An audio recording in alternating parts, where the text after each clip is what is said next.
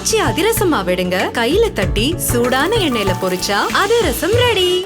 மலையாள நடிகர்கள் வீட்டில் ஈடி ரெய்டு நடப்பதன் பின்னணி என்ன என்பது தொடர்பாக அமலாக்கத்துறை விளக்கம் அளித்திருக்கிறது. கூடுதல் விவரங்களை செய்தியாளர் சாலமன் வழங்க கேட்போம். சாலமன், வணக்கம். என்ன சொல்லியிருக்கிறது அமலாக்கத்துறை? விவரங்கள்.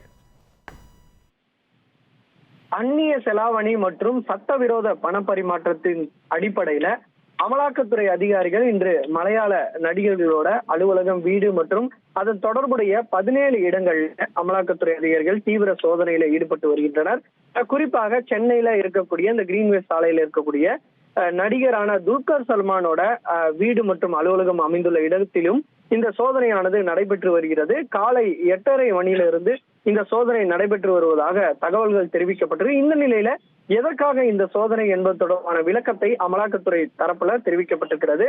குறிப்பாக கேரளா, தமிழ்நாடு உள்ளிட்ட 17 இடங்கள்ல இந்த சோதனை நடைபெற்று வருவதாகவும், போலி ஆவணங்கள் மூலமாக அருணாச்சல பிரதேசம், இமாச்சல பிரதேசம் மற்றும் பிற மாநிலங்கள் மூலமாக சொகுசு கார் கொண்டு செல்லப்பட்டதாகவும், இதனை கோவை சேர்ந்த கும்பல் ஒன்று போலியான ஆர்டிஓ சான்றிதழ் மூலமாக கொண்டு சென்று விற்பனையில் ஈடுபட்டிருப்பதாகவும் ஒரு தகவலான தெரிவிக்கப்பட்டது. இந்த சட்டவிரோதமாக கொண்டு வரப்பட்ட காரினை தான் இந்த துல்கர் சல்மான் மற்றும் நடிகர் பிருத்திவிராஜ் உள்ளிட்டோர் வாங்கியிருப்பதாக கூறப்பட்டு, இது தொடர்பாக சுங்கவரித்துறை அதிகாரிகளும் சோதனை மேற்கொண்டு அவர்களது வீட்டில இருந்து காரும் பறிமுதல் செய்யப்பட்டது. இந்த வழக்கு நிலுவையில் இருக்கக்கூடிய நிலையில தான் இதுல அந்நிய செலாவணி மற்றும் சட்டவிரோத பணப்பரிமாற்றம் மூலமாக இந்த சொகுசு கார்கள் இந்தியாவிற்கு கொண்டு வரப்பட்டுள்ளது கண்டுபிடிக்கப்பட்டிருப்பதாக அமலாக்கத்துறை தரப்புல தெரிவிக்கப்பட்டிருக்கிறது.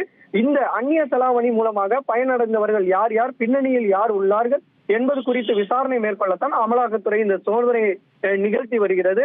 அது மட்டுமின்றி எங்கெங்கெல்லாம் இந்த சோதனை நிகழ்த்தப்படுகிறது என்று கூறப்பட்டால், நடிகர் துல்கர் சல்மானோட வீடு மற்றும் பிருத்திவிராஜ் தொடர்புடைய இடம், அமித் சக்கலக்கல் மற்றும் இந்த ஒர்க் ஷாப்புகள், இந்த வாகன உரிமையாளர்கள் உள்ளிட்ட 17 இடங்கள்ல இந்த சோதனை நிகழ்த்தப்பட்டு வருவதாகவும், சோதனை நிறைவுக்கு பின்னரே எவ்வளவு பணம் ஏதேனும் பறிமுதல் செய்யப்பட்டதா, சட்டவிரோத பணப்பரிமாற்றம் ஏதேனும் நிகழ்ந்திருக்கிறதா உள்ளிட்ட விவரங்கள் தெரிய வரும் என அமலாக்கத்துறை தரப்புல தெரிவிக்கப்பட்டிருக்கிறது.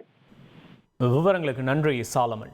ஆச்சி அதிரசமா விடுங்க, கையில தட்டி சூடான எண்ணெயில பொரிச்சா அதிரசம் ரெடி.